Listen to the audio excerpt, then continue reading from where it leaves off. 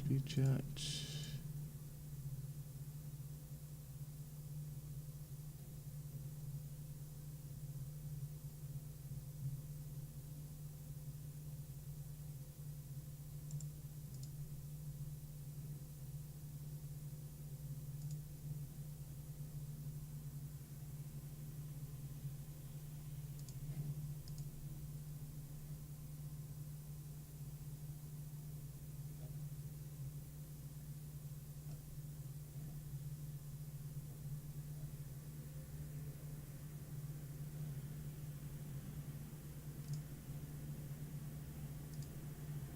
Free tweets.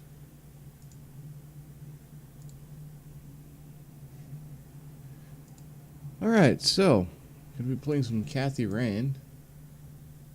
And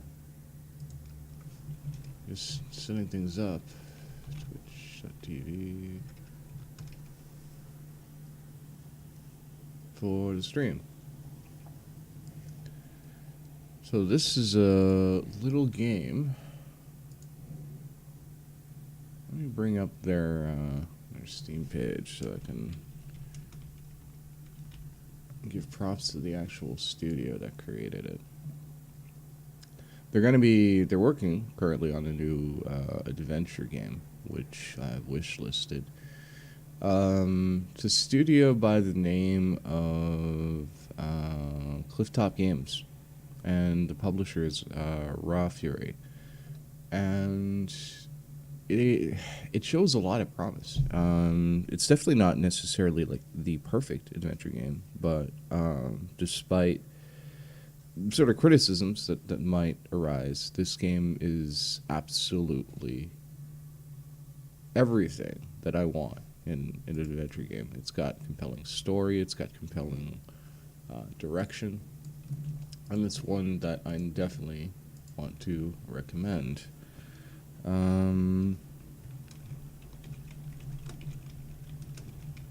So let me tweet out the fact that I'm playing Kaythy Rain. Let's see what the price of this is. Let me change the game title as well.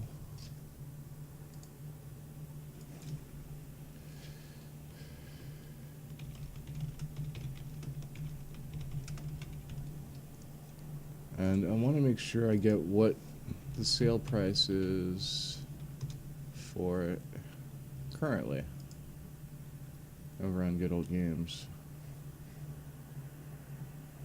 Search Kaythy Rain. So it's currently $5.09.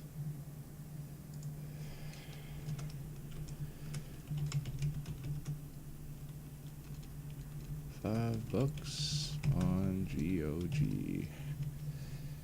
There we go. Go ahead and update that.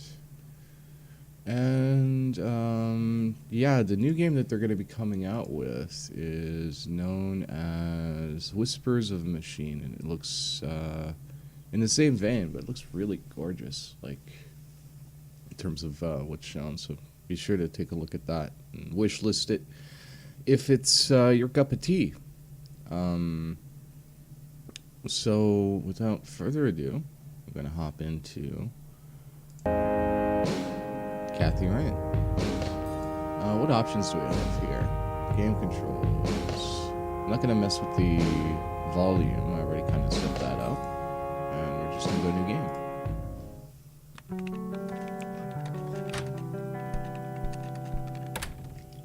Hey, you. Hey. Oh, man.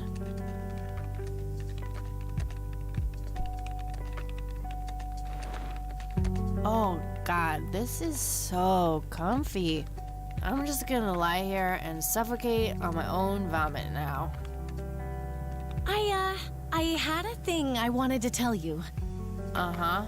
This room sure looks different when it's spinning. So, I was browsing through the used book ads in the paper when I... Listen, Eileen, I'm totally excited about books right now, but... Wait, hear me out. So, I noticed this article about a war veteran from Conwell Springs who just died.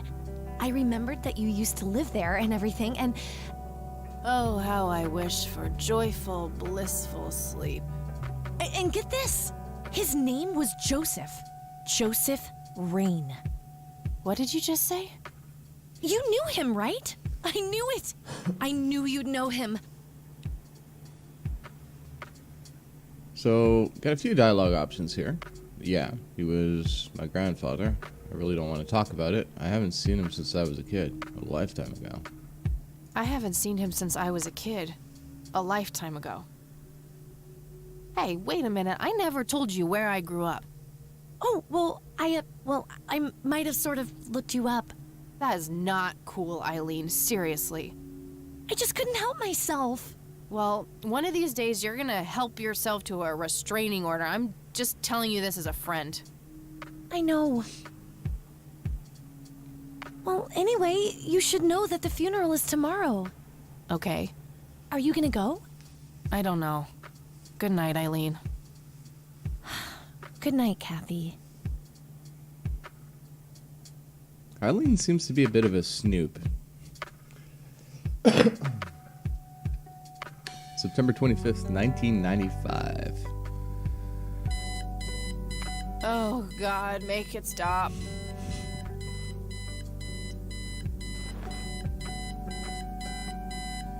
So first things first, let's go ahead and look at the alarm Eileen's clock. obnoxious alarm clock. The noise makes me want to stab myself with something dull. Turn off alarm clock. Looks like Eileen left a note for me here. Hi, Kat. Since it's such a long drive, I set the alarm so you won't miss the funeral. Thank me later. E. I'm so getting a new roommate. So kind of a stark, Well, I guess I should get going. I'm late enough as it is. kind of a stark contrast between the split down the room you have. Here's Kaythy, which is I'd say, yeah, it kind of falls into my personality type. And then you have Eileen, which is all pristine and well kept. But somehow they make it work. Let's take a look at the computer if we can. Eileen borrowed it from school. She takes a bunch of computer classes. 1995. If someone were to have a computer at that point in time, what kind of model would it be? Really, 386, 46? Maybe they started getting the Pentiums at that point in time? I don't remember. But, yeah. The age and beginning of computer games. And games like this, which is the point-and-click adventure types, which I absolutely adore. I'm no geek, but I know how to use one. Cool. A computer, that is. Not a geek. Is it phone? Our room phone. It's got an external line. That's right. People used to use these things called phones that were attached to wires that connected to walls. We can look at the bed. Messy. Just the way I like it. Can you use the bed? Nah, I just got up. All right. So we have an electric guitar. She looks like she plays. My electric guitar. Got it cheap from a lesbian I met at a concert. Good times. Think about electric guitar. Helped me get rid of my last two roommates. Oh, looks like it's not working for Eileen, is it? Nah, it's no fun when there's no one around to annoy with it. The Thing. One of my favorite horror movies. I actually watched The Thing. I'd never watched it before, and I watched it recently. Still holds up. Pulp Fiction. Love that flick. Yeah? It's one that I definitely enjoyed as well. Just some random band poster. Okay. There anything else I could examine here? Got the alarm clock, which I've already taken a look at. We have a schedule here. Eileen's schedule. There's a note for today. Set alarm clock for Kaythy. Can't have her miss the funeral.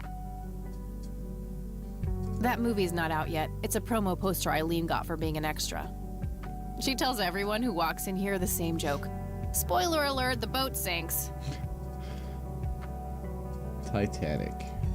Let's take a look. Eileen makes her bed with surgical precision. Can we mess it up?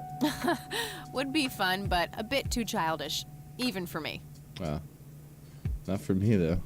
Eileen's girly suitcase. There's a sticker on it with her full name, Eileen Mildred Summers.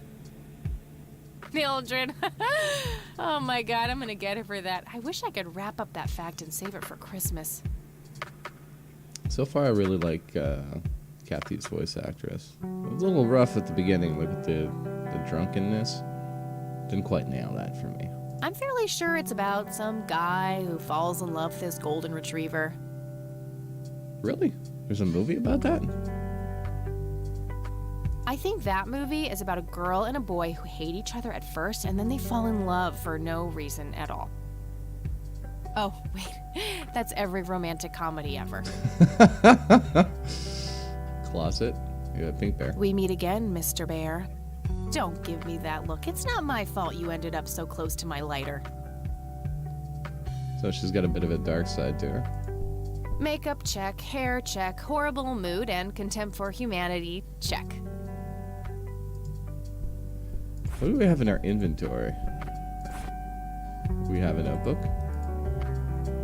I haven't written anything in it yet. Okay. So you just carry an empty notebook around? That's kind of weird. I'll write down clues in this as I find them. Ah, okay. So just operational for what we're essentially going to be doing throughout the game. Apparently she has a stun gun for some reason. NZ 500 self-defense stun gun. Fully charged. A girl can never be too safe. That's true. You can combine items. My trusty Zippo, running a bit low on fuel. There's a crude inscription, BH, which is a mystery to me. So, no idea what BH stands for? Just happens to have picked up a lighter that has it on it? Okay. The only thing my deadbeat dad left me. Ah. So, it's her dad's. And she has a pack of cigarettes. My smoke's about a half a pack. Started when I was 12 and never looked back. Pretty much the only thing keeping me sane. Yeah. Me and Kaythy have that in common, unfortunately. I prefer to smoke outdoors. Okay. So I think I've examined everything in this room. Let's go ahead and save.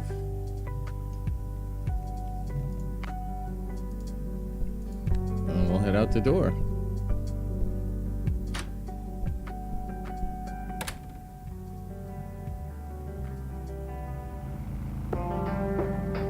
That's a sweet bike.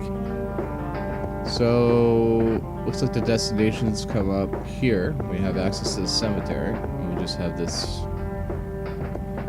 rolling countryscape, which is kind of nice to look at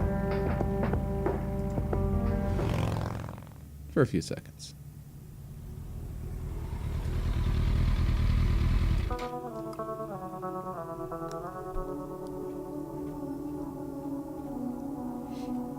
So we're arrived at the cemetery.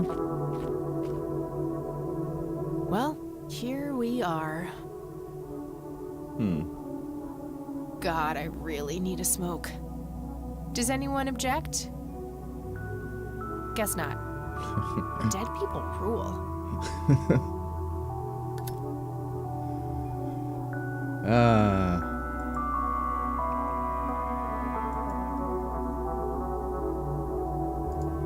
No time for that now. I'm late for the funeral.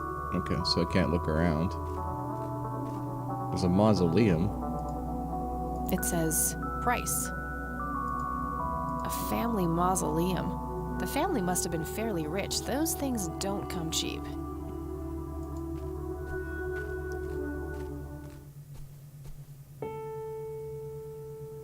We are gathered here today to honor a person of great integrity, a pillar of the community, and a decorated war hero.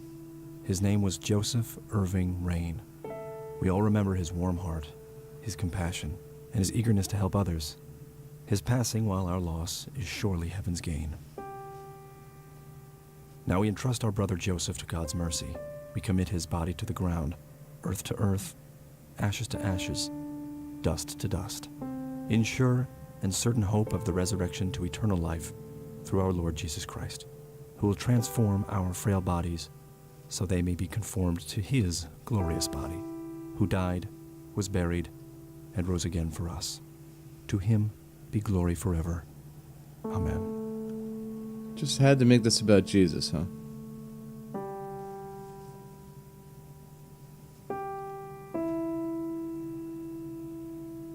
Oh, Kaythy, you big baby. Just talk to her. The coffin is lowered, but the grave hasn't been filled up yet. Rest in peace, Grandpa. I wish things could have been different. Well, let's go talk to Mrs. Rain. Mary Elizabeth Rain, my grandmother on my father's side.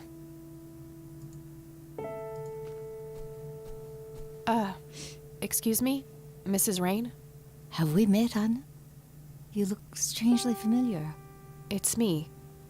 It's Catherine. Catherine, who? You don't recognize me? I guess it's been a while. I might be a bit taller than you remember me. Kaythy? Bless my soul. Look at you, all grown up. Oh, how I wish Joseph could see you now, finally coming home. Let's hope he can. Wherever he is. A comforting thought, dear. Lord, how long has it been? 10 years? 15? 15 sounds about right. I was 6 when Mom took me away. Goodness, we have some catching up to do then. I want to know everything. Listen, I'm not quite ready to leave yet, but why don't you join me at the house in half an hour? Sure, I'd love to. I passed it on my way here. It shouldn't be too hard to find. I'll see you soon then. I'm so glad you found your way back home. I can't wait for us to have a chance to talk. Same here. See you in a bit.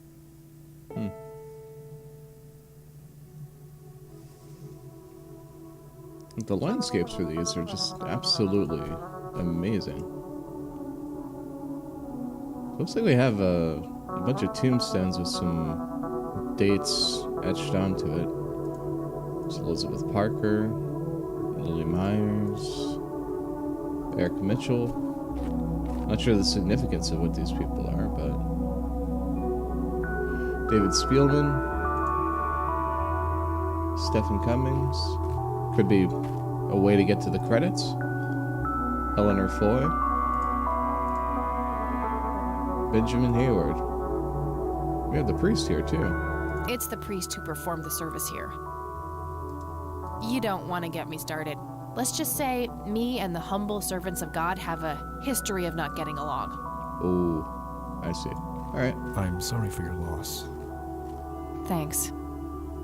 If you wish to find God, the Church of the Holy Trinity is always open to you. Is that so? Here, have a brochure. It's never too late to turn away from the path of sin.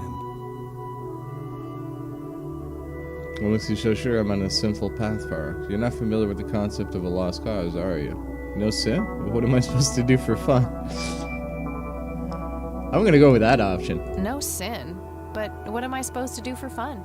Behind those words is a deep wound, a desire to belong. If you let him, Christ can fill that void. Ugh, please don't make Christ fill my void. I'm totally not up for that. The crude facade of a lost soul. I'll pray for you. I wish you comfort in this time of grief. You know, I've heard that some women actually have sexual fantasies revolving around Jesus Christ. I'm glad Kaythy Rain isn't one of them. All right, so a new place has opened up. It's the Rain residence. Let's go take a look.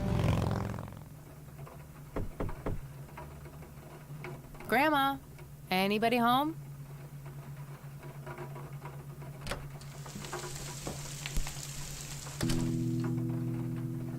We have some boots. A mere single pair of boots on display. Boy, do we live in different worlds. There's nothing quite like the soothing sound of rain falling on a window. Or on anything for that matter. Coats. Nice black leather coat. Right up my alley. Nice black leather... Okay, so she just notices the black one. There's a red horse over here. Cute red horse. It's some old Swedish thing, I think. This paint looks fresh. Grandma must have had this restored recently. An old wheelchair. Not too dusty. Probably used recently. Huh. Never seen this around. Grandpa must have used it towards the end. We got table lamp, A small table lamp. photo. A wedding photo from when my grandparents married. They look younger than I am now. Things have sure changed. It's a photo of this very farm from way back. It says June 12, 1910 in the corner. Wow. Yeah, that would have been 85 years ago. These should come in handy when I need to make calls. Don't really have anybody to call yet. Some kind of winter forest scene. I've always wondered if it's supposed to be Conwell Woods or not. Dog fighting. Grandpa used to love that stuff. We have the upstairs. Let's see if we can find Grandma first.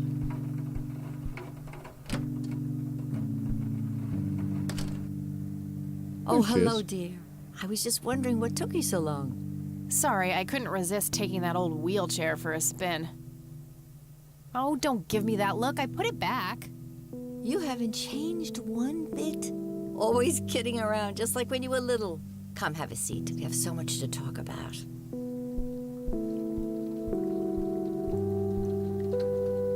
So, now, tell me about your life in the city.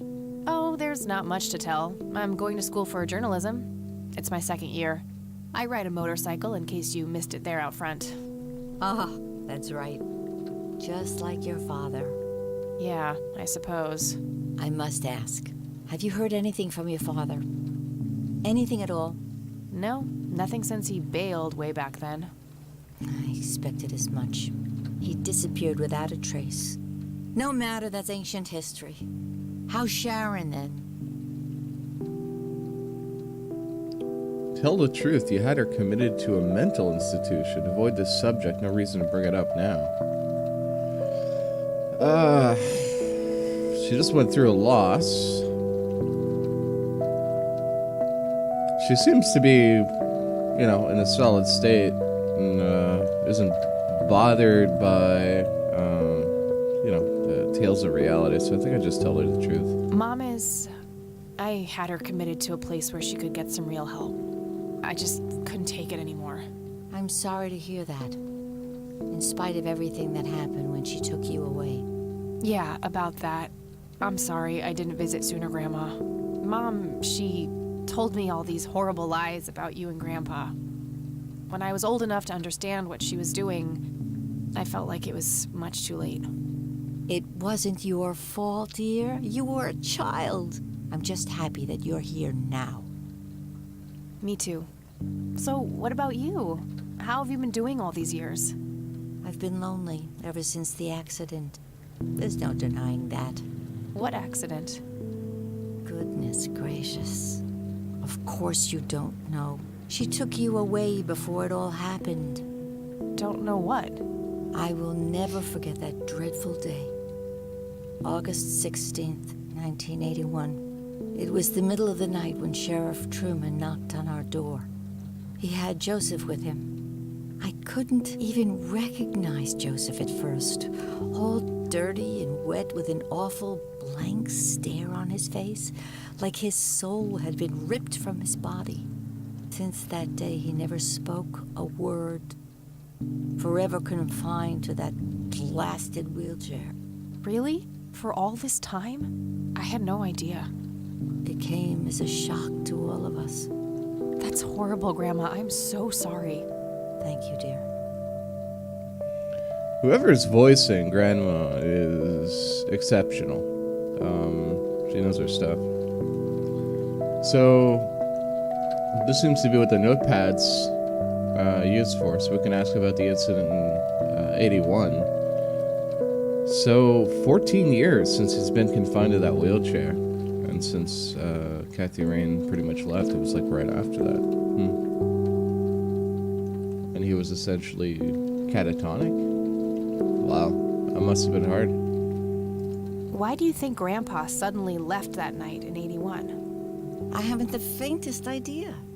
He acted very peculiar not long before it happened, disappearing for hours at a time. At first, I even suspected he was having an affair. When I asked him about it, he just said he was chasing old demons. Must have had something to do with the war.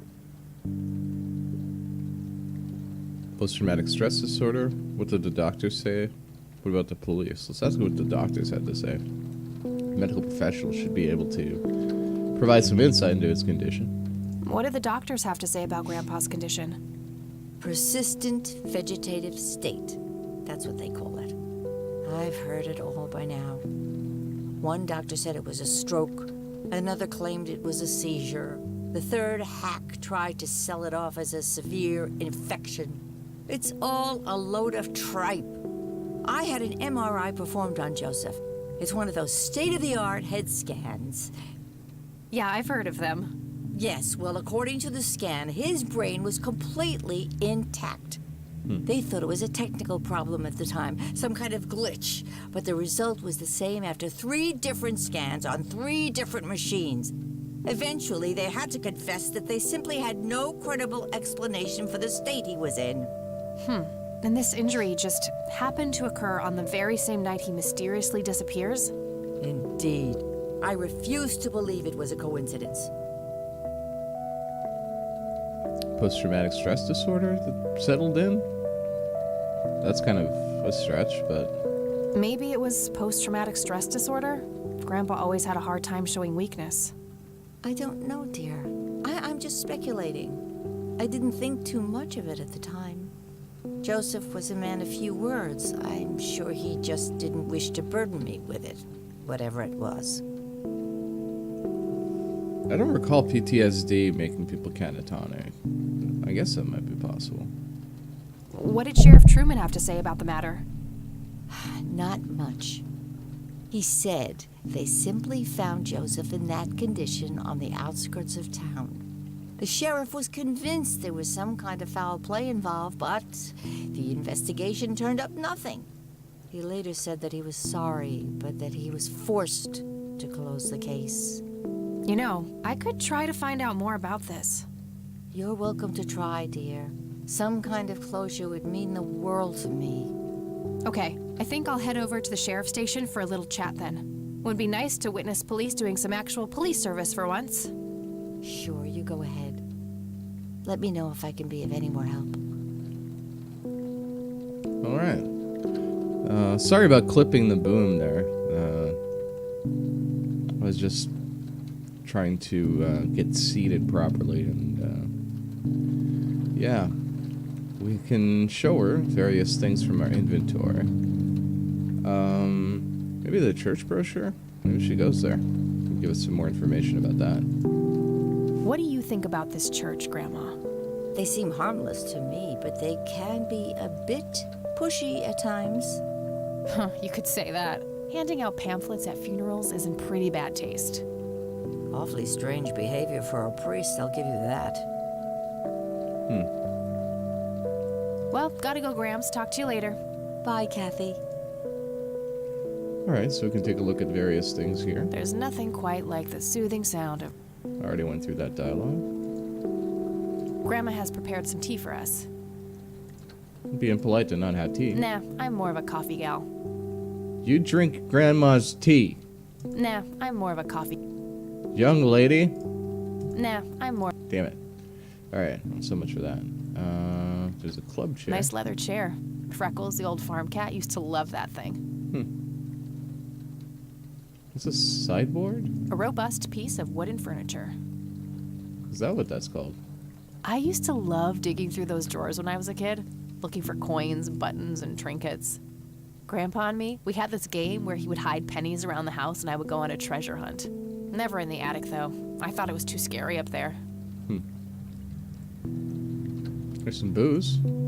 Expensive-looking scotch. That thing has been standing there forever. How about a little taste? Huh. Would be kind of funny to see her reaction, but no. Planes, planes, and more planes. Okay. What about this one? Planes. Alright, more planes. Grandpa in his Air Force uniform. Looks to be in his early 20s. Almost like a shrine now. Planes, Alright, so it's all planes. I get it. anything to say on the couch? Mind if we talk for a bit? Not Oh. at all, dear. What's... So it's just talking. See you later, Grams. Take see. care, dear. Anything I can do to Grandma? You can take a look at Mary Elizabeth Rain, my grandmother on my father's side. her. Alright. Bookshelf? A decent-sized book collection.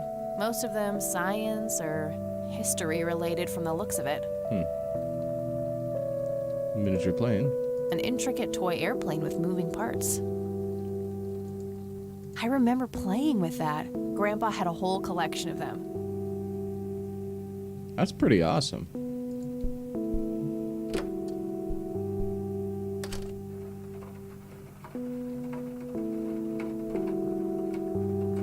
So we have the upstairs. I shouldn't overstay my welcome. Okay, she doesn't want to snoop around. She's not like her roommate. How do I save? Escape? Yeah.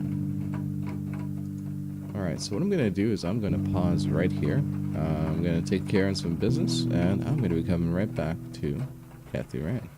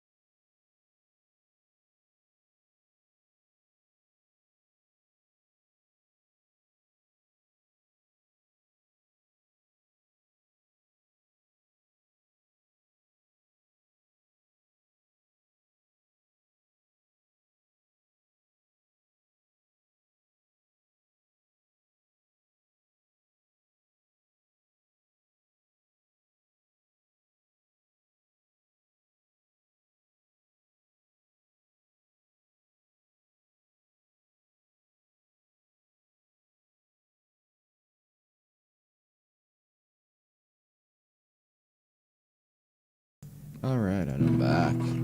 Let's go ahead and resume. So one of the things she decided to do was go to the sheriff's office, she said. So let's see if that location's become available.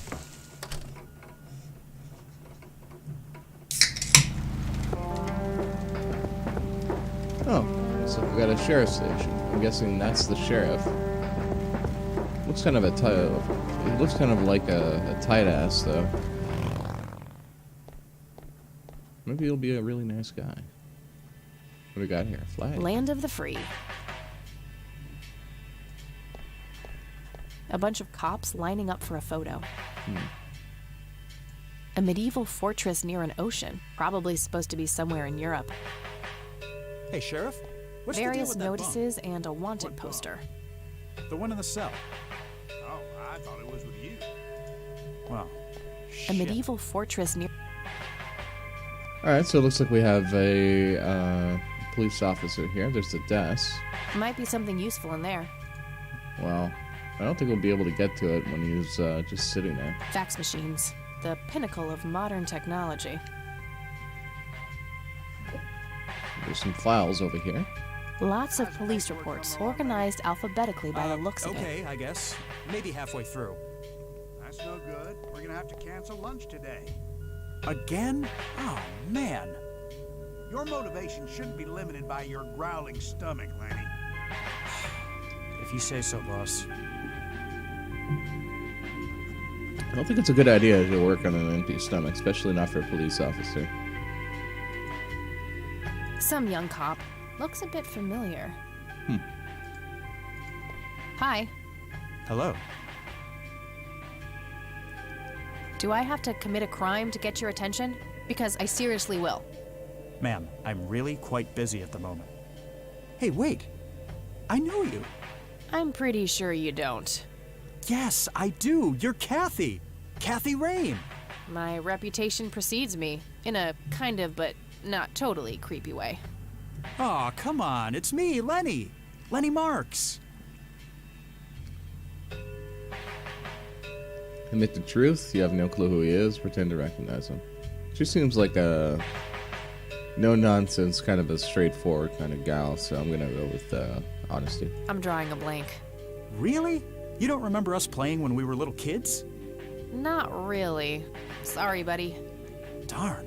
Well, that's a bummer. Anyway, what can I do for you today? Let's talk about the incident in 81.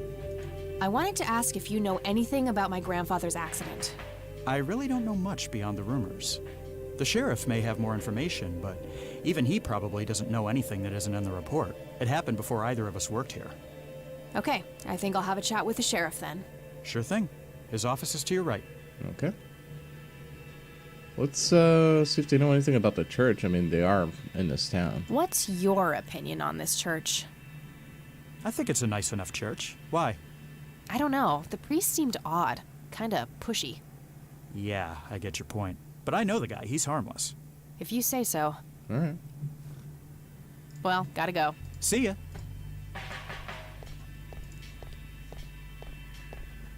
Got a few more. A photo of the sheriff shaking hands with some bald guy in a suit. Probably the mayor. It's always the mayor. Got some I trophies. guess somebody's a winner. Files. Tons of miscellaneous files. I don't see anything labeled as police reports, so those must be elsewhere. Anything on his desk? Just some photo. I can't see it clearly from here. Just some photo. A gold medal of some Lanny, kind. I need you to do something. How can I help us? It's my mother's birthday this weekend. You'll have to get her a gift. Gift? Like what? I don't really know your mother. For Christ's sakes, all moms are the same. Just use your imagination. I'm expecting something nicely wrapped on my desk by the end of the week. Okay, boss. So, yeah. That's kind of a weird thing to ask your subordinate. Get a gift from my mother, so... That must be the sheriff. He looks grumpy. Let's go ahead and have a chat with him. Hello, Sheriff. Do you have a moment? Not really. Make it quick. talk about the incident in 81. Do you know what happened to Joseph Rain in 81? He had a stroke in the woods, that's what happened. If that's all there is, why would Sheriff Truman open an investigation? It was just standard procedure. A general occurrence report always has to be filed. I see. Did you know him at all? No, I haven't been in town for long. Man sure has one hell of a reputation, though. It's been over a decade since he was put in that wheelchair, and people still talk about the man he used to be. It's like he was a cult leader or something. Sounds like a conspiracy theory to me. Could be, but you know what they say. Things too good to be true usually are. Wow. We get access to the police report? Could I have a look at that report? Absolutely not. They're official police documents. Why not? I thought filed police reports are public record. Not in this state, they ain't. Come on, Sheriff, what's the big deal? But I'm family, doesn't account for something? Money a little help here? Let's use the family card. But I'm family. Doesn't that count for something? You consider yourself family? I've never even seen you before in this town. It's complicated. Guess what's complicated? Not to mention illegal. Handing out evidence to anyone who asks for it. Lenny, a little help here? Don't you agree that he's taking by the book too far? Well, boss, she is his granddaughter, really. I don't think it's any... Don't you think I know that? There are rules. Am I the only one in here who cares about the law? Too much coffee? Try not to pop a vein. You want to see the inside of a cell? Oh, cuff me, officer. Spare me the torment of your rhetorical questions and veiled threats. Just follow the rules like everyone else. I've had enough of this nonsense. Fine. Yeah, I've had enough of your nonsense, too.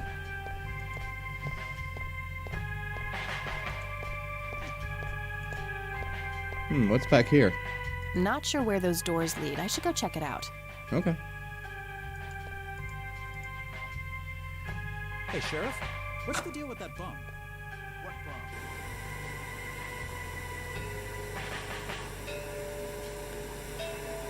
Interesting.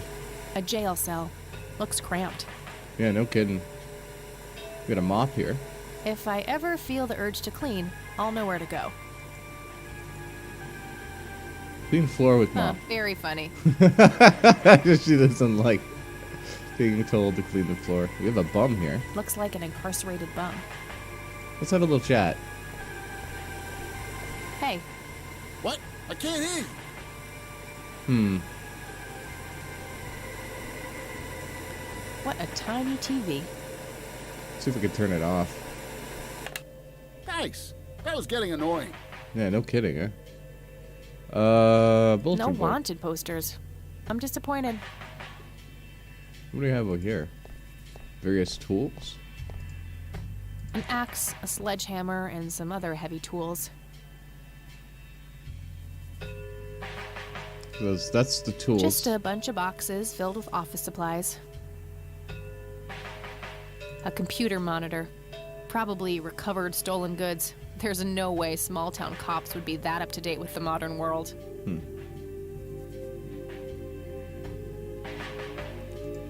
They look sturdy enough. Wouldn't be able to break them open without taking my time and making a lot of noise. If I ever need to find evidence, I'll know where to look. Okay. Any of them open? I'll need a key. Ah. Let's go have a chat with the bum. Hey, Hi there. so, why'd they put you in that cell? It's all just a big misunderstanding. Is that so? Yeah, I didn't mean to steal anything. I was just using my pockets to move the beer to the checkout. That's the worst excuse I have ever heard. For your information, I happen to have a deadly fear of shopping carts. I take my last statement back. This excuse is even worse. Hey, it wasn't your father who was killed by a shopping cart when you were 8. I sure hope not. To be fair, mine wasn't either. It was just Uncle Bob. But that doesn't mean it was any less traumatic, mind you. To this day, I still get nervous breakdowns at grocery stores. I think I've heard enough, buddy. You're right. We should stop before the flashbacks begin. Persuade him to distract Lenny. You need to keep the blonde cop out there busy for a while. I do? $10 says you do. I'd say my services in this matter are worth at least $20. 9, 15. 8, Fine, 10. 7. Deal. Good. So, what am I doing again? Distract that young cop in the lobby. I don't care how you do it, as long as you keep him occupied for a while. Okay then, let me know when. Will do. So, are we gonna pay this guy? I guess not. Hey, the jail is off limits. You shouldn't be in there. Oh, sorry. I just heard someone yelling. I think that guy in the cell needs some help. Ah, what now? Okay, I have to make this quick. Alright, let's check the desk.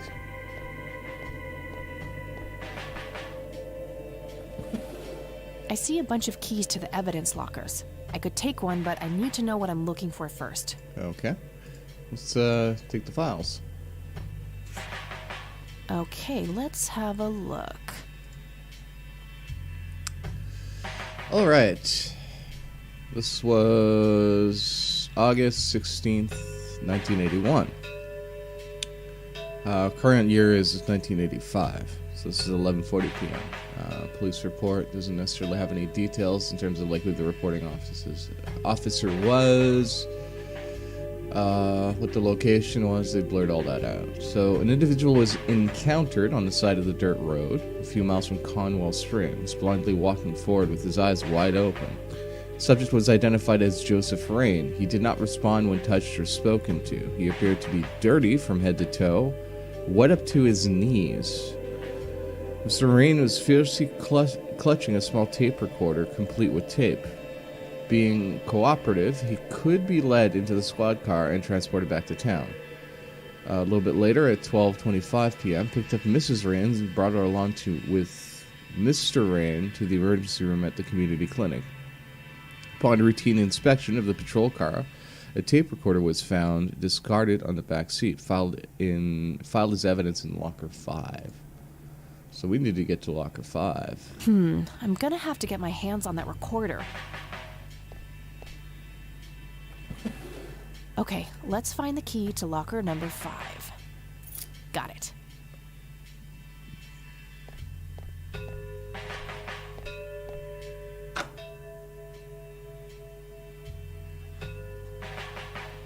Alright, so let's go ahead and go through the doors again. How's the paperwork coming along, lady? Okay, I guess. Maybe halfway through. Go ahead and, let's thank the bum. Hey, Hi there. okay, gotta go. See ya.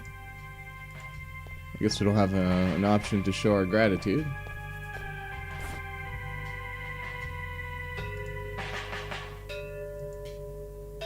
Ah, we can actually look A at the small locker key to the evidence lockers. This should open the evidence locker with the tape recorder. How do I use it? Combine locker key with evidence locker. All right, got it. Let's give it a play. Examine. We can remove the tape, or we can combine it with something. We can play. Let's rewind.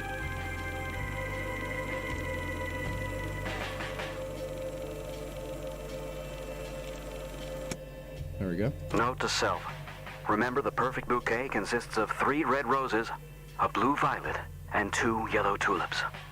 I've been working on my research in the attic at night. I just don't want her to worry. She has enough to think about with everything that's been going on lately. With Sharon and Kaythy. Anyway, I'm getting closer to finding the source. I have a theory, but I need help. I'm gonna have to involve somebody else.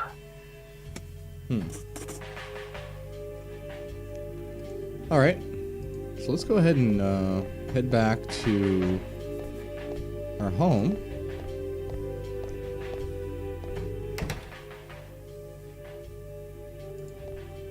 Hey, Kaythy, wait.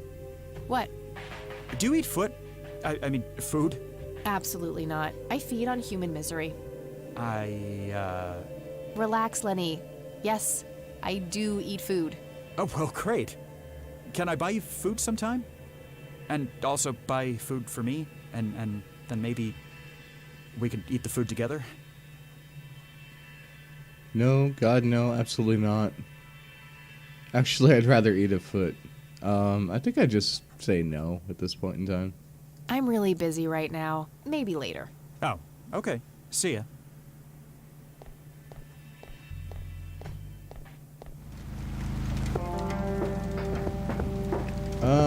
Go back to the Rain residence.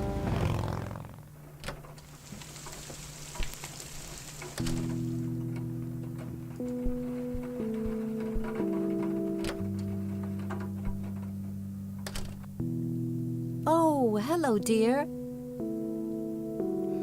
Let's go sit down on the old coucharoo. Mind if we talk for a bit, Grandma? Not at all, dear. What's on your mind? Let's show her what we found in terms of the police report. I got the dictaphone already. I don't think there's anything else in there I need to mention to her. Okay, what about the dictaphone? Hey, Grandma, do you recognize this tape recorder? Oh, yes, Mr. Dicto. Joseph used to carry that thing with him everywhere. He could be absent-minded at times. It helped him remember things. Okay, let's ask about the attic. Would you mind if I took a look in the attic? I suppose it would do no harm. Come with me. Thanks, Grandma. You're welcome, dear. Be careful now.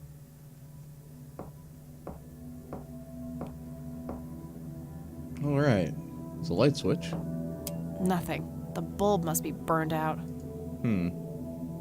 So we seem to have run into a bit of a puzzle. Let's go ahead and try taking a The light bulb bulb. looks burned out. I'll have to replace it.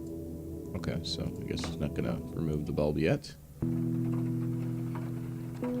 So the only thing that seems to have a bulb, we have the ceiling lamp. Can we take the bulb from that? Not a horrible idea, but I can't reach it. Besides, that light bulb looks like it wouldn't fit. Okay. We have the table lamp.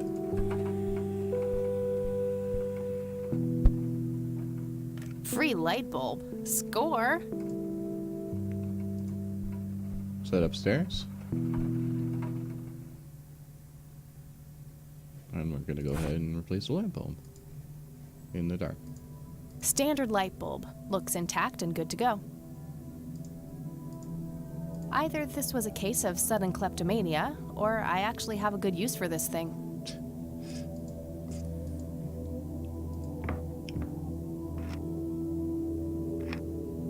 There we go. Light switch. Ta-da!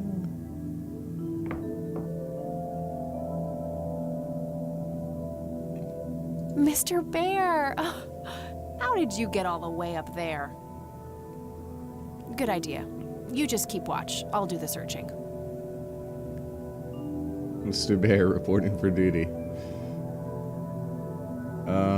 Shelves? Various books and office supplies. Nothing in particular catches the eye. Okay.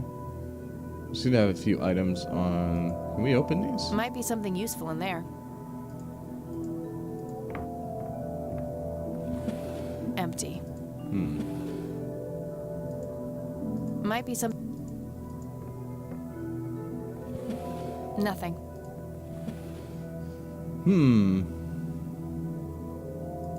I've already searched that. So we searched both drawers. There's a typewriter here. An old typewriter covered in cobwebs. Anything else? There's a coffee cup. Decades old coffee. Lovely. Yuck. I have a taste option. Yeah. I'm good, thanks. Hey, you didn't want to entertain Grandma's tea that she, prepared. It looks like someone was doing geometry. I can't make much sense of it. Geometry. Okay. There's a book here. A thick book about math. Huh.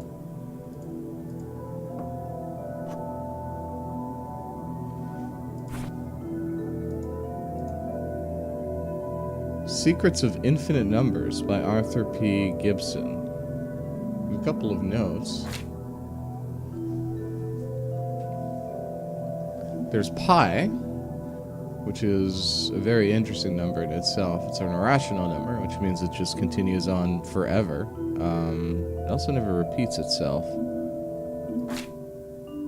Fibonacci numbers. So the Fibonacci sequence, the way it works is you take, I believe, the number itself and you add it with the previous number. So 1 plus 0 is 1, 1 plus 1 is 2, 2 plus 1 is 3, 3 plus 2 is 5, 5 plus 3 is 8, and so on and so forth. And it shows up in various patterns within nature. And we have the prime numbers that are illustrated, which is numbers that are only divisible by themselves.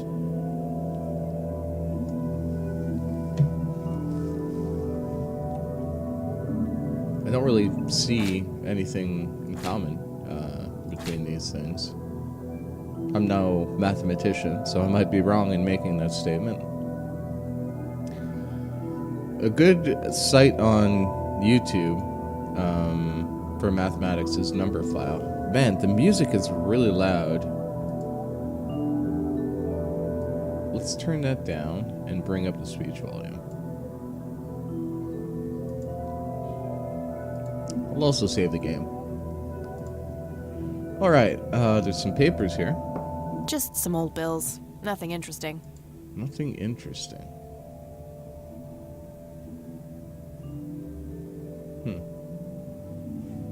There's a briefcase over here.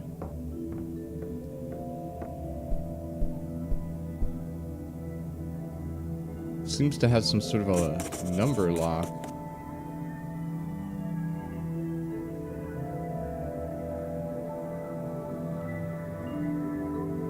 Can try the Fibonacci sequence.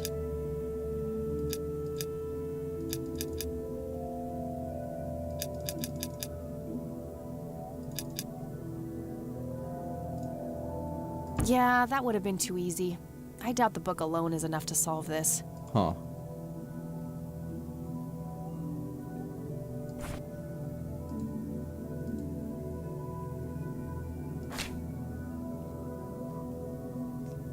Three 14159.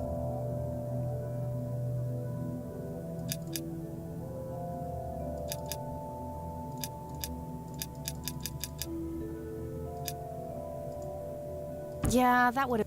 Okay.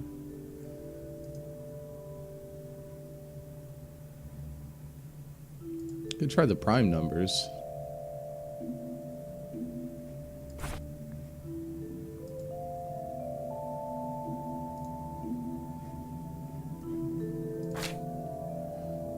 Two, 3, 5, 7, 11.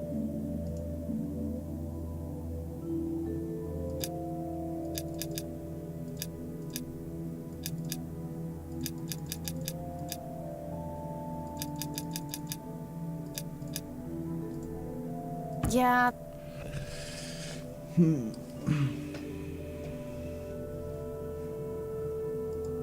A leather briefcase sealed by a combination lock.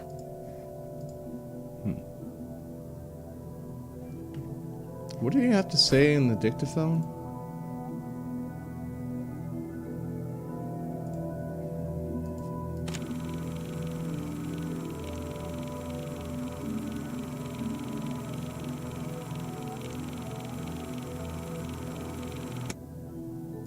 I've been working on my research in the attic at night.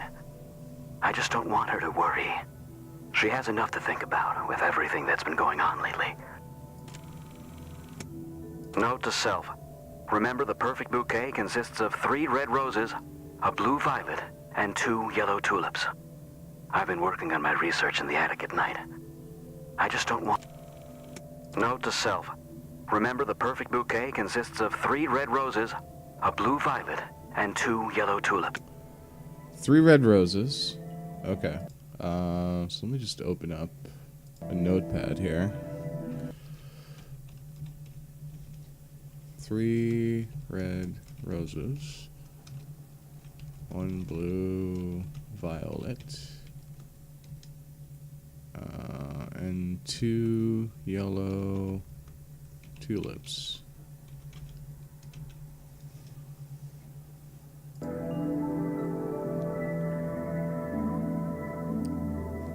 So 3 plus 1 plus 2 is 5, and the briefcase has 6 slots.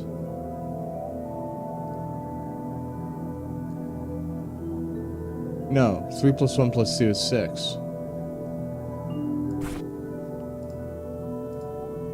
So in terms of red roses, 3 red roses, so 2, 3, 5 maybe?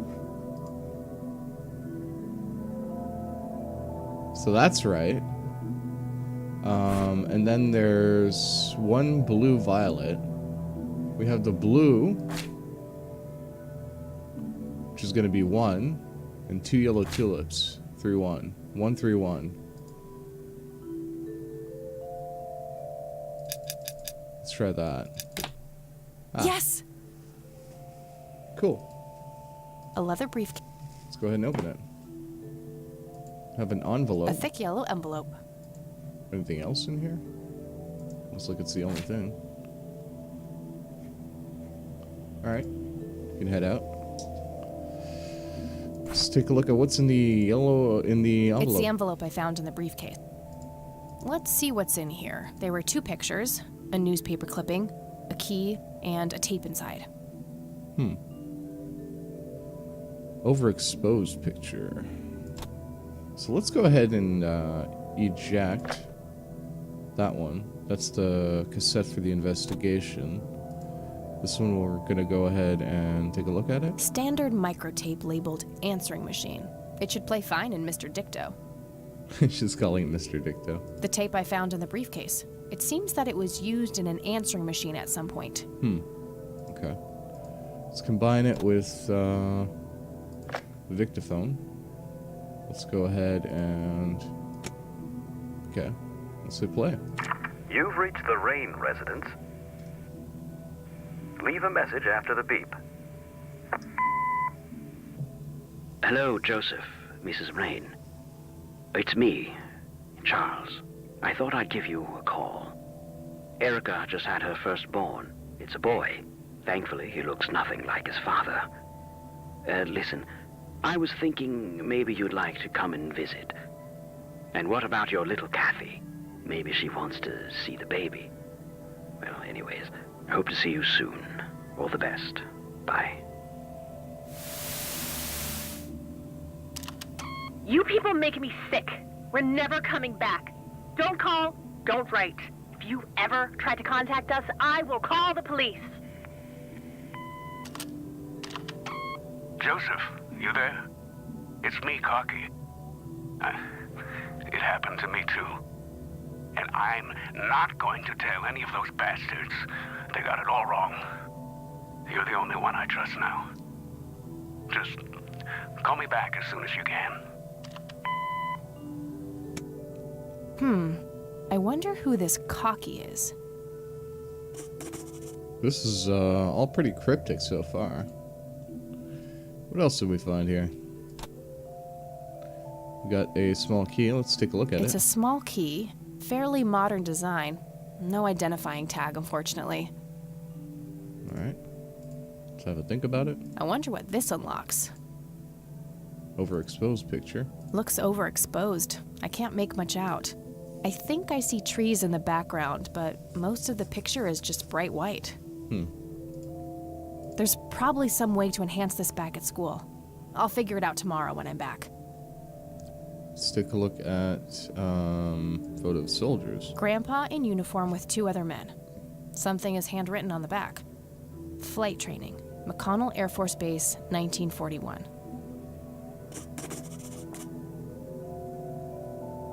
Let's take a look at the newspaper. Tragic drowning in Conwell Springs.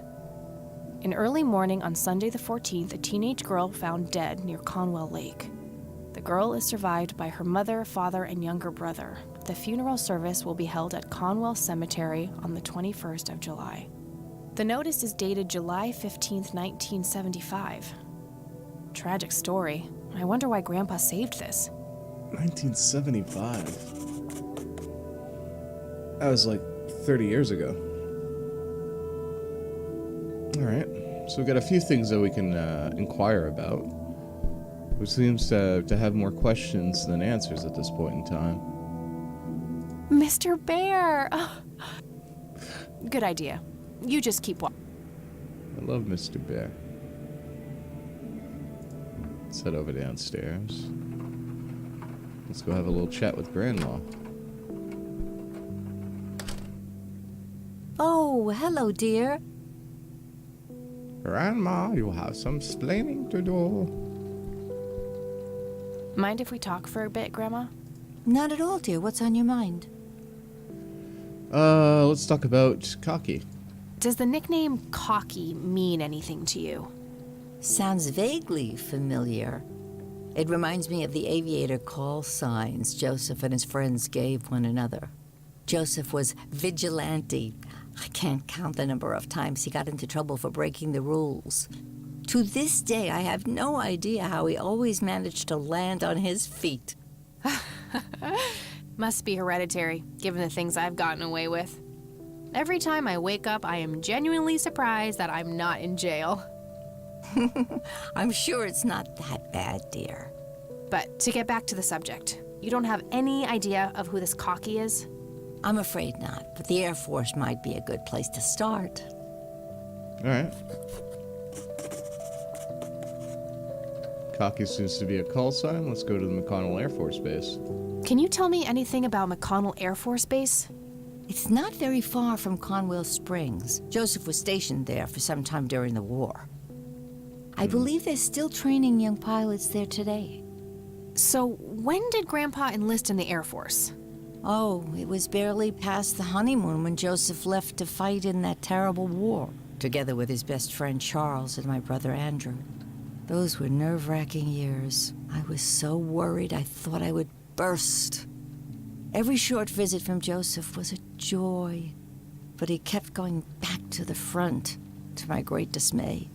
When I told Joseph about being pregnant with your father, he finally realized that enough was enough. He had done his duty. Shortly thereafter, he returned to a quiet farmer's life in this very house, helping your great-grandfather with the crops until he passed.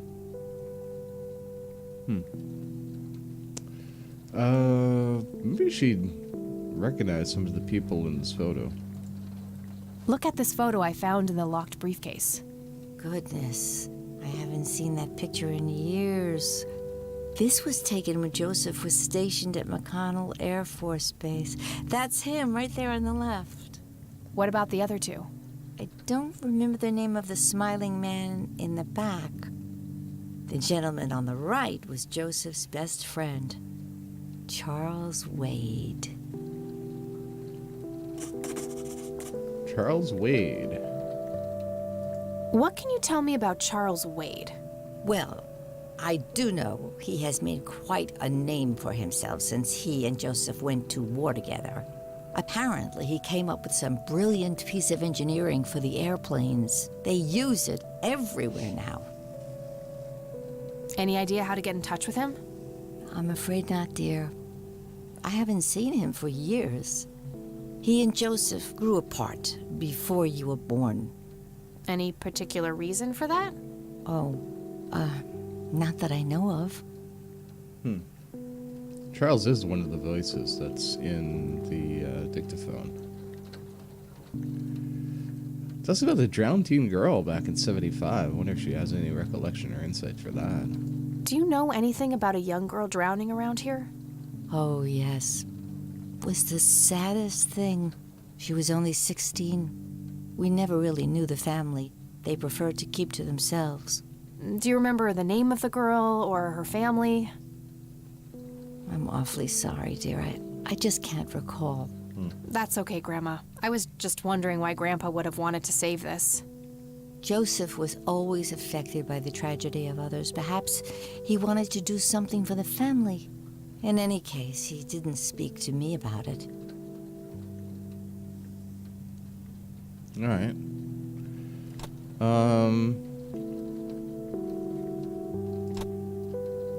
Math book, maybe?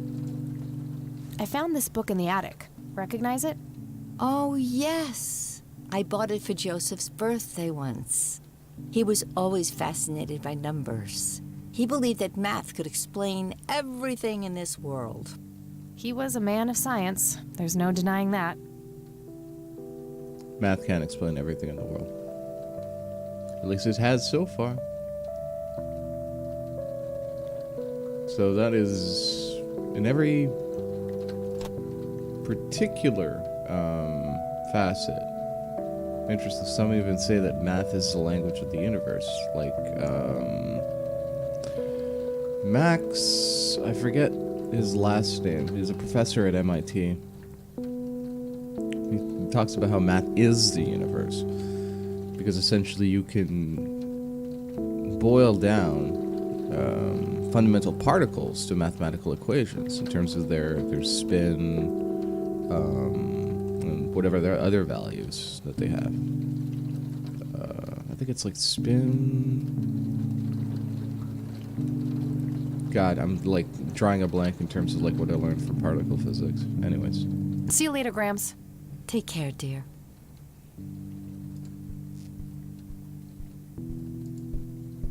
Oh, there's a little cute sound of her gulping her tea. All right. So maybe we have the ability to look up some of these individuals that she dropped. Phone book. It's a phone book, Conwell Springs County. I remember just old classic phones. I should be able to use this for looking up phone numbers of people or places in town. Let's look for McConnell Air Force Base. All right, got it. And let's go ahead and take a look at Charles Wade. Damn, no Charles Wade in here. Was worth a shot, but being rich and famous and all, I guess he's got a hidden number. No hit for Wade Industries either, but it was kind of a long shot for them to have an office in this small county anyway. I should try to get a hold of him some other way. I doubt there'd be anybody named Cocky or anything about the incident in 81, so let's go ahead and use the phone. Let's call the dorm room and check in with, what's her name? Hi, this is Eileen speaking. Hey, it's me, Kat. Oh, hi, what's up?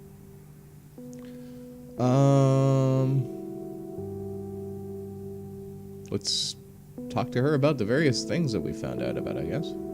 I don't need to ask her about... Cocky? I'm trying to find this guy, but all I have is his nickname, Cocky. Well, what do you know about the guy? Not much. I think he was in the Air Force and served with Grandpa. Maybe you could try to find somebody in the Air Force who knew him then? Yeah, that might be worth a shot. McConnell Air Force Base? I don't need to ask. Drowned teen girl? I'm trying to track down this young girl who drowned in the lake here. Okay. How hard can a dead person be to track down? They tend to stay in one place, you know. Ha, very funny, E. I don't even know her name, just when she died. Oh, well, there must be some way to connect a name to that date. Yeah, maybe. Maybe through the cemetery. I'm trying to contact Charles Wade. You know, the industrialist? Wow, really? Why? It's complicated, but he knew Grandpa back in the day. They went to war together. Huh. Must be super hard to get in touch with a person like that. Yeah, I'm finding that out. Maybe you could ask someone in the Air Force. If he used to serve with your granddad, I mean. Yeah, could be worth a shot. All right. Okay, gotta go. Talk to you later. Bye, Kathy. Oh, she was not entirely unhelpful.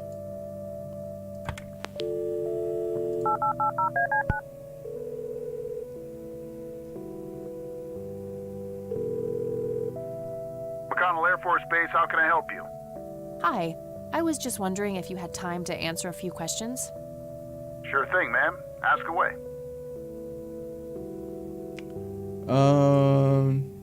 Incident in 81? Would they have anything to say about that?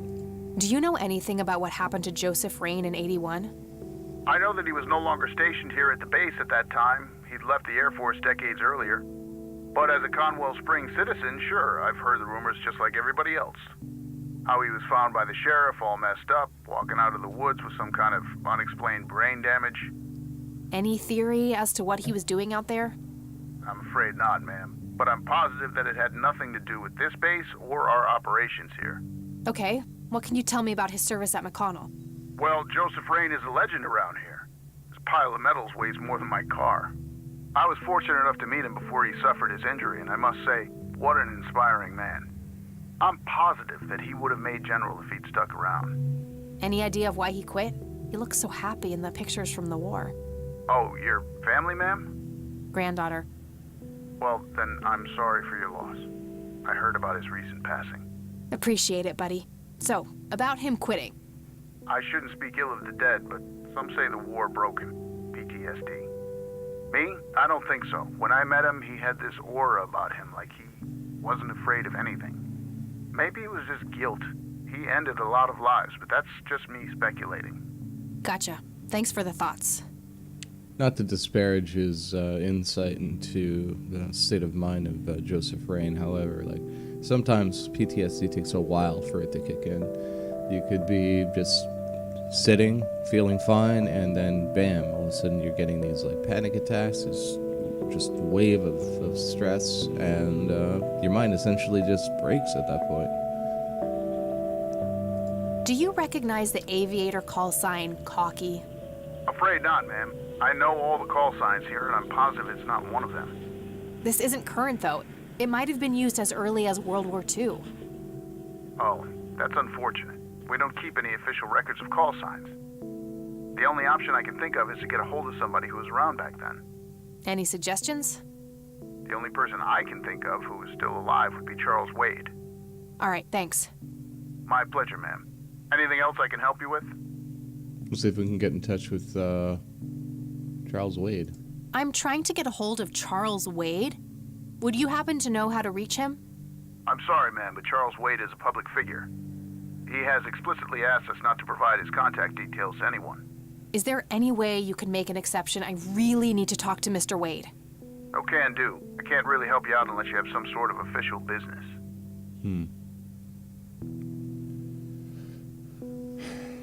Pretend to be a cop?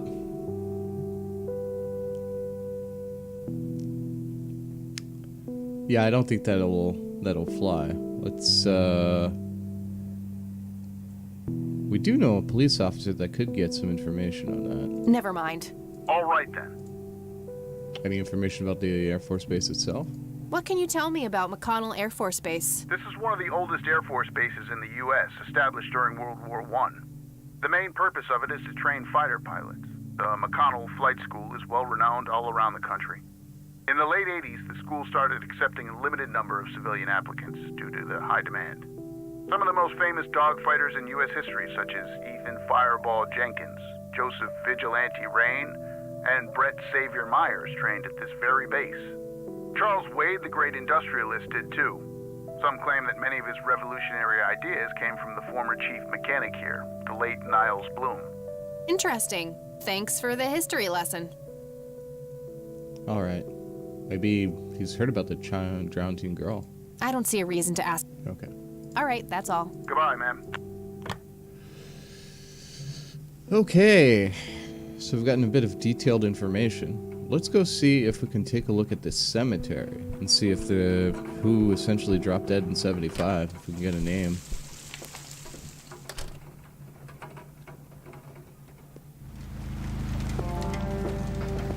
Cemetery.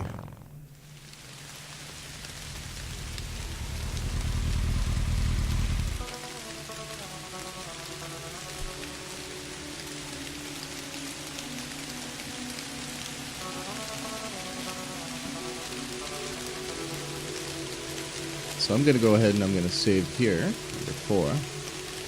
And I'm going to be right back after this short break.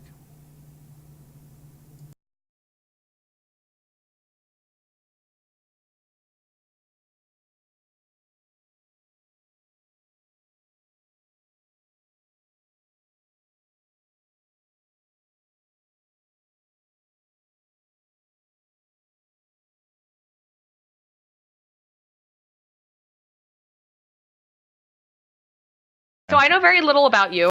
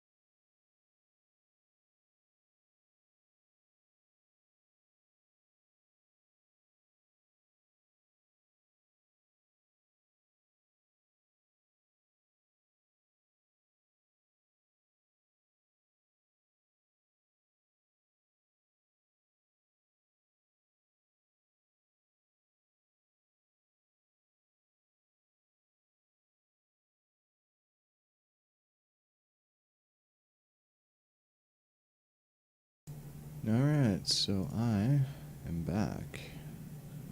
So we're gonna head back and play Caturian. So it starts with these tombstones. It's 84, 79, 89, 94, 92, 76. All right, this is the right date. Looks like her name was Lily Myers. I should try to get a hold of her family.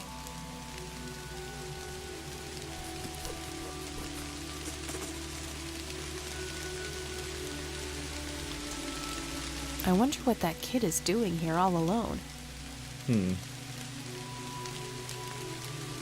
Go have a chat with the kid. The grave is brimming with flowers. Wow. I'm gonna find out what happened to you, Grandpa. I promise. A little boy, maybe 5 or 6 years old. Alone in the graveyard in the rain? Where's his parents? Hey, kid. Hi yourself. What are you doing? None of your business. Huh. I like you, kid. You're not here alone, right? Where's your mom? Oh, she's around. I don't see her. You must be blind or something. I'll go look for your mom, okay? Don't go anywhere. Whatever.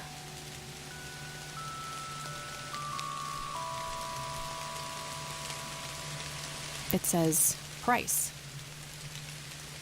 No reason to go in there. Okay. A family mausoleum.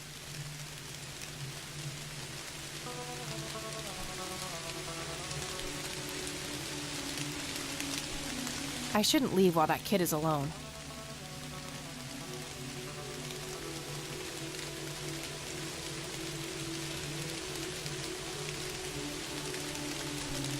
Kid?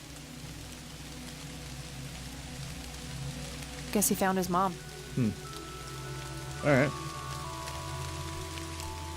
Anything over here? Doesn't look like it. We can take a look at Conwell. Conwell Springs. Looks smaller than I remember it. I never thought I'd return to this place.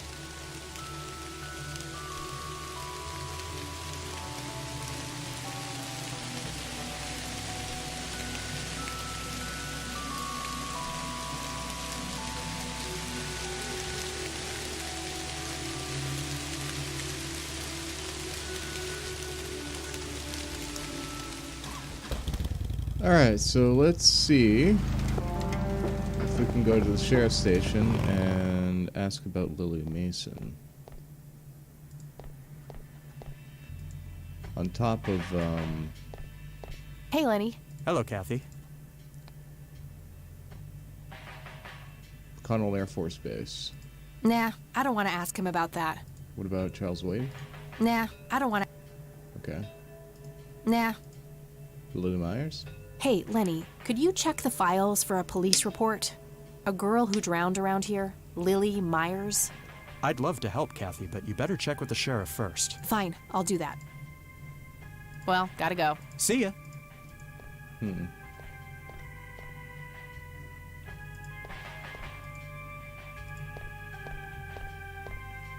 Hello, Sheriff. Mind if I ask you a few more questions? If you must. I don't need to ask. I don't need to ask. Do you know anything about a drowning here in 1975? Young girl named Lily Myers? That case was handled by Truman. I wasn't involved. Okay.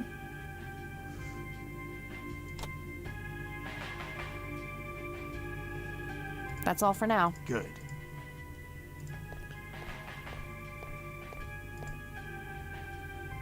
It's Lenny's phone. Might be useful somehow.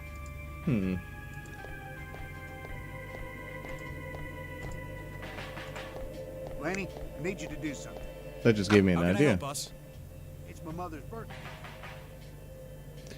Back in the day, we had caller ID, which was essentially an option that you could add. So, secure location like an Air Force base might necessarily have a caller ID. So, if you're calling from a residential area, They might not buy that we're a police officer. We're just coming from the police station itself. Well, different thing. Hey. Hi there.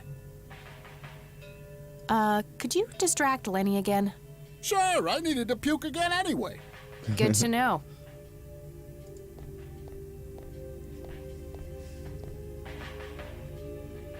Guess what? He's having some kind of fit in there. Not again. Here we go again. Let's see if I can get the police report for what happened back in 75. Okay, there's gotta be something in here about Lily Meyer's death. Okay, what do we have here? So, I like the added touch. It's a little bit more yellow than the previous report we read. So, in July 14th, 1975, emergency services are called by a resident near Codwell Lake, excuse me, who reports a young female, approximately 16 years old, has been found dead floating in the water, presumably drowned in the lake. Officers arrived at the scene. EMT is en route. That's like about 20 minutes later. Delayed by fog. The body is fully clothed. There are no apparent signs of foul play. Incident declared as likely an accident. A sweep of the residents revealed a suicide note matching the victim's handwriting. Witnesses report earlier mental health problems. Excuse me. EMT finally arrives. The girl is declared dead by medical personnel and transported to the city morgue. Coroner's report received. Cause of death is determined to be drowning. No serious signs of struggle. Suicide confirmed. That's weird. I mean, it seems like an open and shut case for suicide. Looks like somebody did a Virginia Woolf. I wonder if there's more to it. Let's go ahead and use the phone. So, we're going to call McConnell Air Force Base.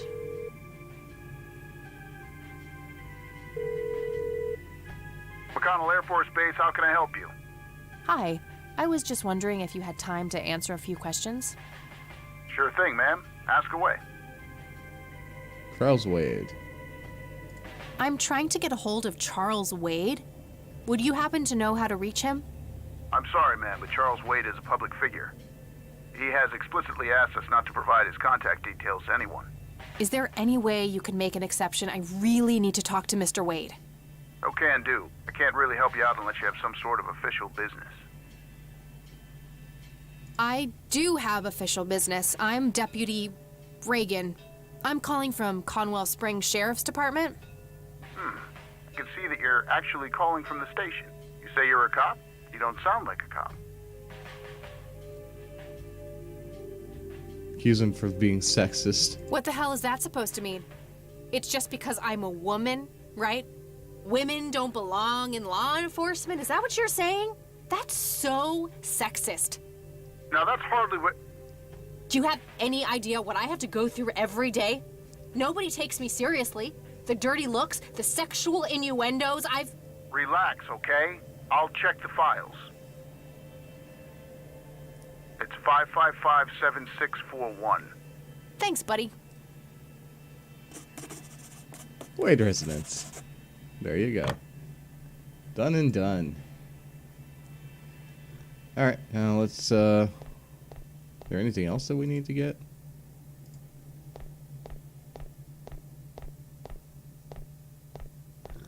I got the key already. I don't think I need to mess with that anymore. Alright. I'll head out.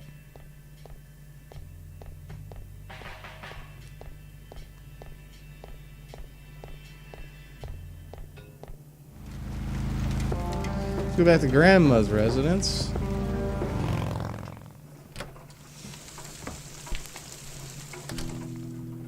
And we're gonna go ahead and use the phone over here.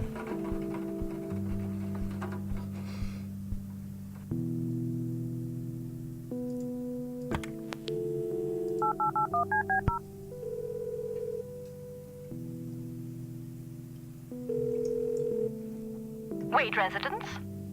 Hi, this is Kaythy Rain. I'm calling for Charles Wade. he doesn't live here anymore. What's this about? What do you want with my father? I'd just like to have a quick word with Mr. Wade. It's about my grandfather, Joseph Rain. You're 20 years late, girl. My father has neither time nor energy to deal with you people. But this conversation is over. Unless my father explicitly says he wants to talk to you, it's not going to happen. What a stuck-up, overclass witch. Well, she hasn't heard the last from me. I'm going to talk to that old man one way or another. Well, damn. So now what? The only other thing that we have is a small key, an overexposed picture. Lighter with the BH. I didn't ask my gran about the lighter.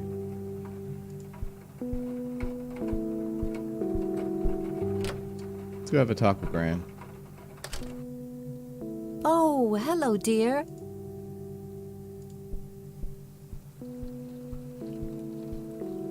Mind if we talk for a bit, Grandma? Not at all, dear. What's on your mind? BH? I don't want to show her that. Oh, okay. Lily Myers? I found out that the drowned girl's name was Lily Myers. Ring a bell? Oh, yes. Oh, how could I forget? Sue, Jack, and their children, Lily and Nathan. Do they still live around here? Mother and son do. I see them in town from time to time. They live somewhere near the lake. But not the father. Jack, was it? No. He disappeared not long after Lily took her own life. I see. Do you know how I can reach the family? Not really, dear. Like I said, they tend to keep to themselves. Myers family.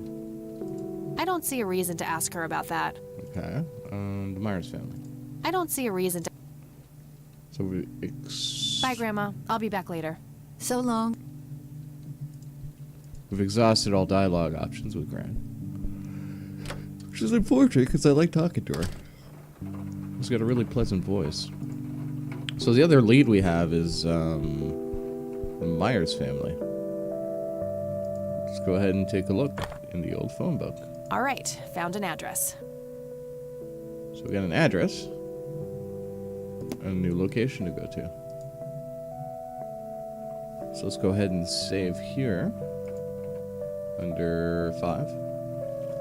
That's 6. That's still 6. Doesn't really matter, to be honest. We can count in any sequential numbers we want. Lakeside Cabin.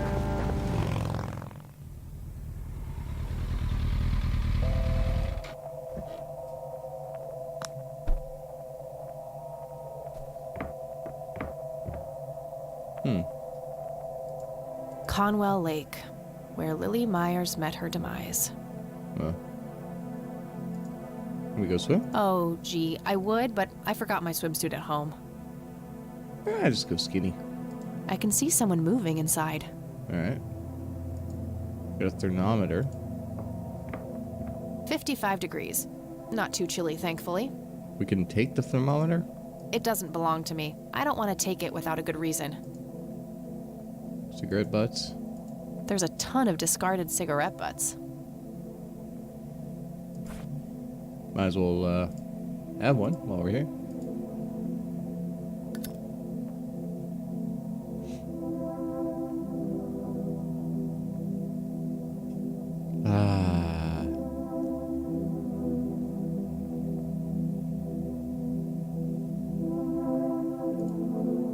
It's totally overflowing with cigarette butts. Somebody around here is a chain smoker. We have something in common. Good to know. Conwell Woods. Thick, dense forest. What were you doing out there, Grandpa? Alright, let's go knock on the door. Yes? Can I help you? I hope so. My name's Rain. Kaythy Rain. Joseph's girl. The one they sent away. Yeah, that's right. Well, what do you want? I had some questions about your daughter, Lily. Well, you know what? I don't have any answers, girl. Lily was precious, special. Lily died. That's all there is to it. My grandfather came to see you, right? To ask about her? Maybe he did. I don't see how that's any of your business. I'm not asking for much, Mrs. Myers. Then clearly you have no idea what it's like losing a child. Goodbye.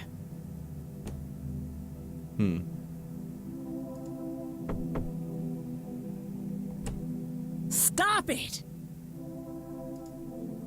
Let's offer some smokes. Care to join me for a smoke, Mrs. Myers? Well, I'm gonna have to think about it. What brand? Corley Cinders. Extra long. You got taste. I'll give you that. Well, I suppose one smoke can't hurt. And that's when he realized it was his own bong. Oh my, oh now that was a good one. You know what, Kaythy? You're okay. Sorry for being such a cranky old bag before. I get a short fuse when I run out of smokes. Now, that's an understatement. Good thing I had my morning smoke, otherwise we would have had a fist fight on our hands. Oh, it's getting chilly. Why don't we head inside? Sure, let's go. Bonding over vices. Now, this here's my boy Nathan. He's special. Nate, be polite and say hello to Kaythy. Hi, Kaythy. Hi there, big guy. All right, we got a few things that we can look at. Yet another burial ground for those sweet, addictive, not to mention cancer-inducing sticks of tobacco. I'm a huge fan. We have Nathan. It's Nathan, Sue's mentally disabled son. Nice view of the lake from here. Painting. Nice painting. It's signed L.M. It was made by her daughter. I can smell something cooking. Something cooking on the Elk, stove. by the looks of it. They're fairly common in Conwell Woods. We got a wood pile. There's the couch. And that's about it. Oh, an Very owl. lifelike. Contrary to popular belief, I don't believe the owls are more than what they seem. So you wanted to ask me about Lily? Yeah. Do you mind telling me what happened when my grandfather came to see you? Well, he knocked on my door a few years after Lily had passed away. I didn't know Joseph too well myself, but I'd heard of him and the good he'd done for the other people around here. So I let him in. He started asking a bunch of questions about Lily, like if I was absolutely sure that it was suicide. And what did you say? The truth. That she was depressed and had been for a long time. I had no doubts about what happened. All right. Anything else? Well, he was weirdly curious about her paintings. Lily painted? Yep, that's one of hers right there on the wall. I see, it's beautiful.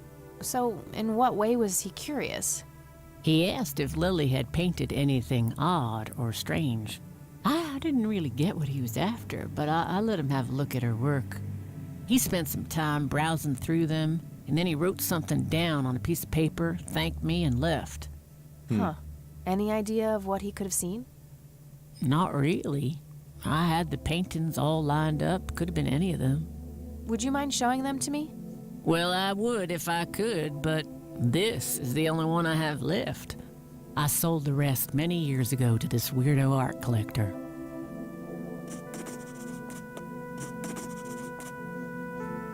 Art collector. Tell me about this art collector person. Rich, fancy looking, in his 50s or thereabouts. I'd say he'd be around 70 now if he's still alive. He knocked on that door one day with a wad of cash in his hand. $5,000. He wanted everything that Lily so much as touched with a brush. Huh. Did he say why? Nope, but I got the feeling that most of that dough was paid so he could avoid any questions. I took the money. I still had Nathan to support. Did the stranger give you his name? No. Well, his face was far from forgettable, though. Big nose, bright blue eyes, looked black Irish. He had a thick black mane, turning gray, no beard. All right, Sue. Thanks. Hmm. So, tell me about Lily's art. It used to be about cheerful things, landscapes, animals, bright colors. But as she drifted further into depression, she started painting horrible things, death and decay. And the last few pieces looked like something out of a nightmare. That's awful. Did Lily ever get any recognition for her art? Not really. Except from the guy I told you about who bought most of her paintings. Okay. Ask her about Charles Wade, maybe? Does the name Charles Wade mean anything to you? Oh, he's some big-time businessman, ain't he? Yeah, he owns a large company. That about sums up what I know about the fella. Cocky call sign? I don't need to ask her about... No. Incident in 81? Do you know anything about what happened to my grandfather? How he ended up in a wheelchair? Stroke, wasn't it? At least that's what I heard. Not necessarily. There are some divided opinions about it. Now that I think about it, that whole ordeal happened to him not long after he came here. How long? A week, maybe, at the most.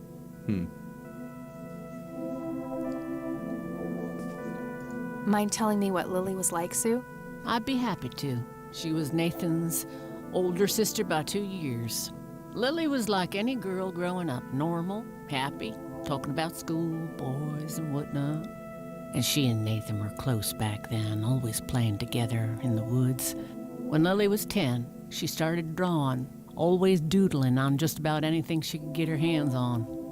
We didn't have much, really, and so she used what she could. Once I even caught her scribbling on toilet paper.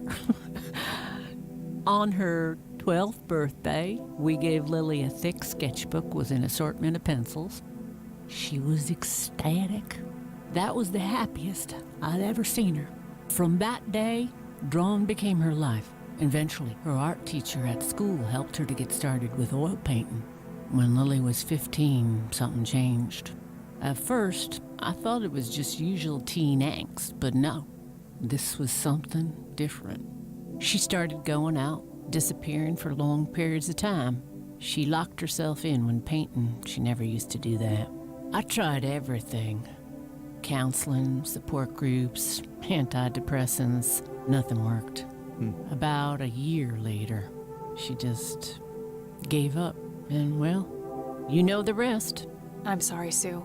That must have been unimaginable. Thanks, darling, but it's been a while now. I've learned to live with it. About the family? What do you do to support the two of you? A little bit of this and that. Got me some cash saved up, too. Nathan helps out when he can. What happened to your husband, if you don't mind me asking? You could say he didn't quite cope as well as I did with what happened to Lily. He got himself a death wish after what happened to her, started drinking and getting into all sorts of trouble. 5 years left for him in the joint now. Been there for 15. Man, that must be rough for you.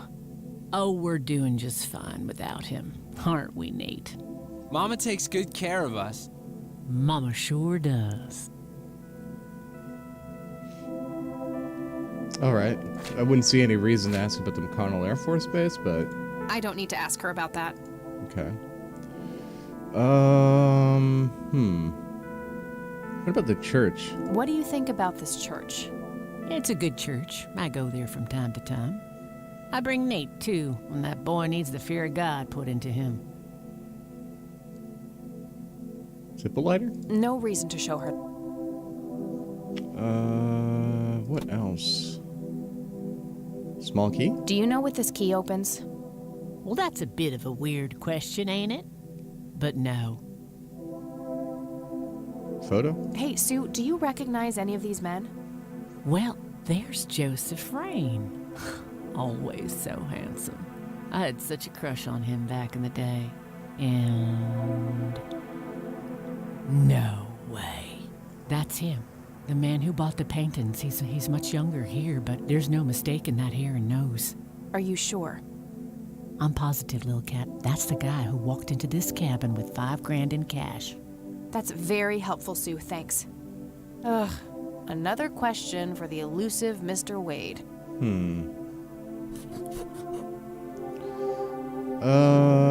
Newspaper clipping. I'd rather just ask her about her daughter directly. There's the police report. I'd rather just ask her. Anything else she might have insight into? Would you like some more smokes? It was fun the last time, but nah. Alright. So I think that's going to be it for... I think I'm going to head off now. Sure thing, little cat. Come back anytime. It's getting late. I should head back to the city.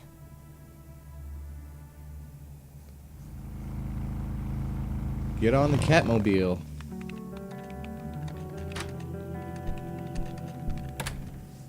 Hey, you're still up.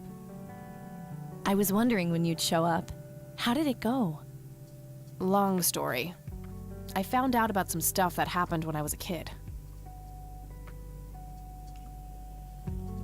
Wow.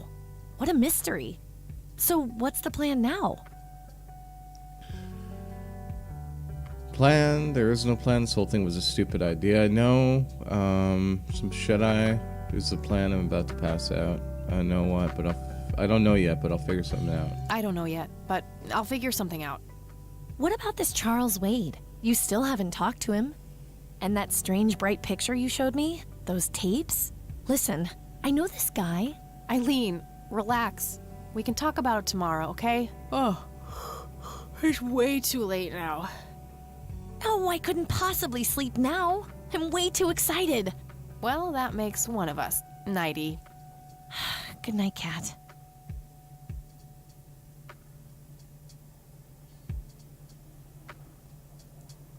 Hey, Kaythy, wake up!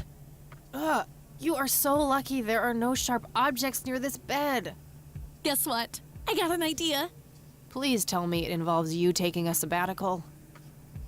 Haha, so you found all this evidence, right? Pictures, tapes, and stuff?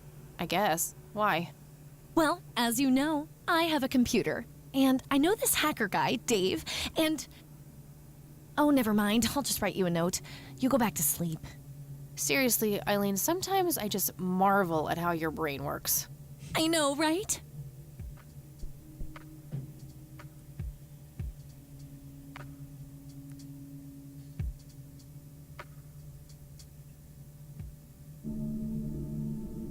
Are you sure you want to do this, Catherine?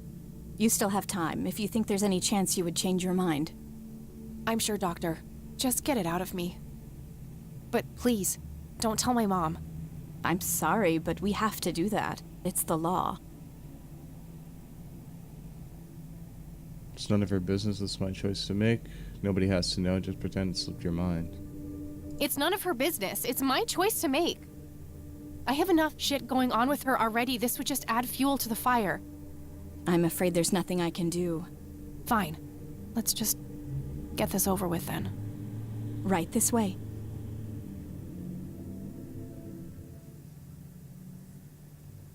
Ugh, I hate that dream.